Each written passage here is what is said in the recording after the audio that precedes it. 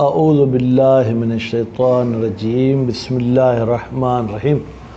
برادران، ہماری گفتگو اسم کے بارے میں تھی۔ اسم کا پہلا باب جو ہے وہ معرب کے بارے میں تھا، اور دوسرا باب جو ہے وہ اسم مبنی کے بارے میں ہے۔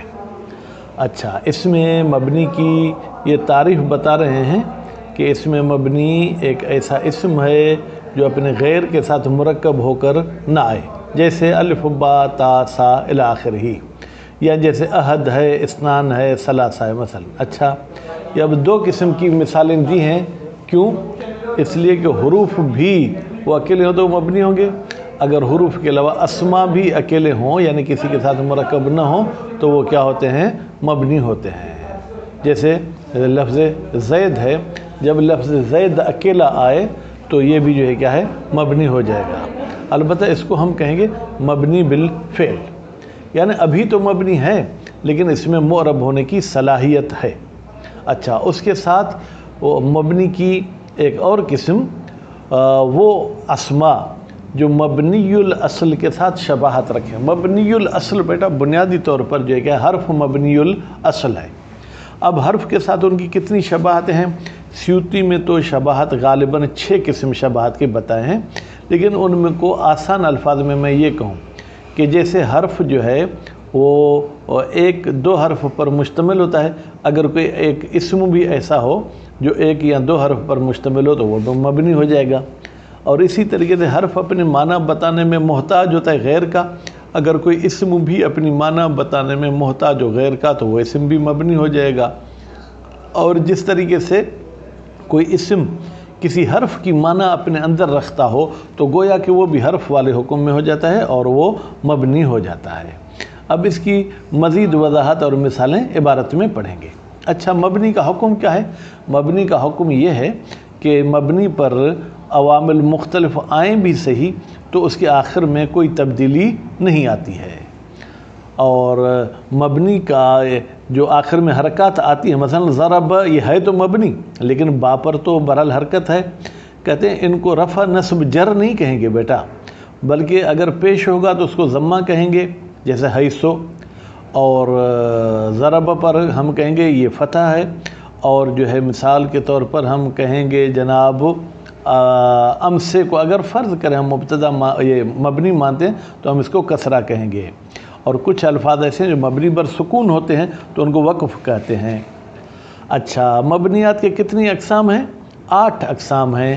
نمبر 1 مضمرات، نمبر 2 اسماء اشارات، نمبر 3 موصولات، نمبر 4 اسماء افعال، نمبر 5 اسماء اصوات، نمبر 6 مرکبات، نمبر 7 کنایات، اور نمبر 8 بعض ظروف۔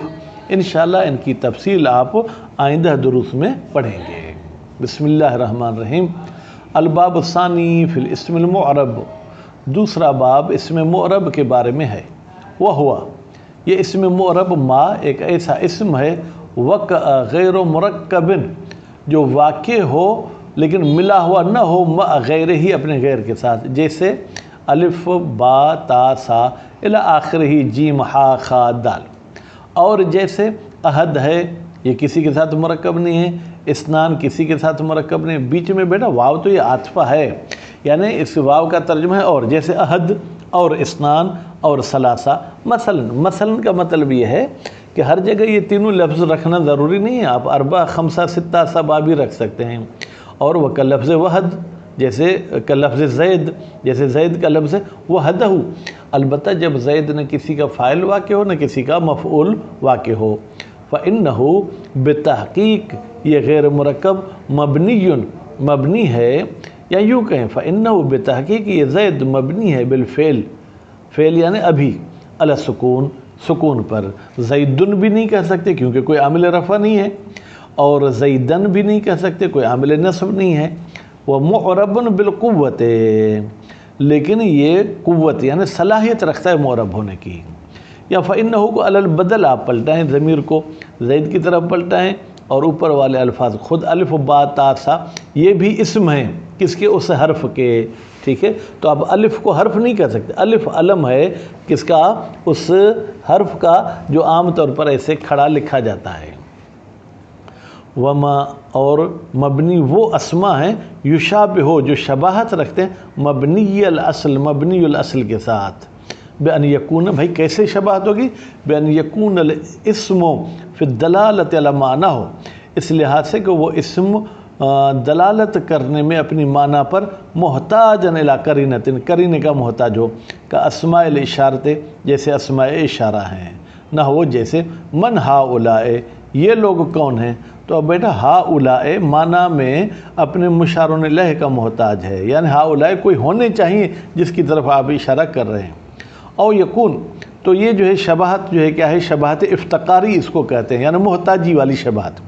او یکون الاسم، بیٹا اب اوپر چونکہ بأن یکون ہے تو یہاں پر بھی آپ یوں کہیں او یکون، اسم ہو کی ضمیر مستتر ہے جو اسم کی طرف جا رہی ہے، یا وہ اسم ہو علی اقل من ثلاثت احرف، 3 حرف سے کم پر، یعنی 2 حرفی ہو، ٹھیک ہے، جس طریقے سے اس کی مثالیں نیچے دیں گے، لیکن فی الحال آپ ذہن میں رکھیں ہوا یہ ضمیر ہے اور اس کے حروف کتنے بیٹا؟ 2، ہا اور واو۔ جس طریقے سے حروف جارہ میں من، یہ بھی 2 حرفی ہے۔ او تضمن معنی الحروف، اچھا جب اسم کے حروف 3 سے کم ہو تو اس شباہت کو شباہت وضعی کہتے ہیں، یعنی بناوٹ والی شباہت، یعنی جیسے حرف کی بناوٹ ہے ایسے اسم کی بھی بناوٹ ہے۔ او تضمن معنی الحروف، یا کوئی ایسا اسم ہو جس میں حرف کی معنی پائی جائے۔ تضمن کا ویسے ترجمہ یہ ہے وہ اسم اپنے اندر رکھتا ہو، اپنے ضمن میں رکھتا ہو حروف کی معنی۔ وذالک، بھائی ان کی مثالیں دے دیں، جیسے ھذا، یہ اسم اشارہ ہے، یہ محتاج ہے اپنی معنی بتانے میں غیر کا۔ ومن 11 الی 19، خود من میں کوئی شاہد مثال نہیں بلکہ کہتے ہیں 11 سے لے کے 19 تک، اصل میں یہ تھا 11 19، اور وہ جو واو ہے اس کی معنی گویا کہ اس میں پائی جا رہی ہے، اس لیے ہم نے ان کو بھی مبنی کر دیا ہے۔ ومثل ھذا القسم، یہ جو ہم نے دوسری مبنی کی قسم بتائی یشابہ والی، یہ لا یصیر معربا اصلا، یہ بالقوت بھی معرب نہیں ہوتی، بالفعل بھی معرب نہیں ہوتی ہے۔ وحکمہ، اچھا مبنی کا حکم کیا ہے؟ اللہ یختلف آخرہ، کہ اس کی آخر تبدیل نہ ہوتی ہو باختلاف العوامل، عوامل کے مختلف ہونے سے۔ وہ حرکات المبنی، مبنی پر جو حرکات آتی ہیں تو سما، ان حرکات کا نام رکھا جاتا ہے ضمن و فتحا و کسرن، یا ضمہ ہوگا یعنی جس کو ہم پیش کہتے ہیں، یا فتح ہوگا جس کو ہم زبر کہتے ہیں، یا کسرہ ہوگا جس کو ہم زیر کہتے ہیں۔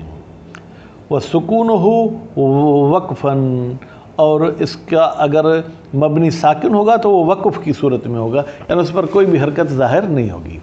وَهُوَ عَلَى ثمانیۃ انواع، یہ مبنی کے 8 قسم ہیں۔ پہلی قسم مضمرات ہے، دوسری قسم اسماء اشارات ہے، تیسری قسم موصولات ہے، چوتھی قسم اسماء افعال ہے، یعنی وہ ہیں تو اسم لیکن معنی فعل والی دے رہے ہیں، اور پانچویں قسم اسماء اصوات، ایسے اسم ہیں جو آوازوں پر دلالت کرتے ہیں، اور مرکبات ہیں، کنایات ہیں، اور کچھ ظروف ہیں۔ انشاءاللہ ہر ایک کی تفصیل آپ آگے پڑھیں گے۔ بس صلی اللہ علیہ محمد و آلہ۔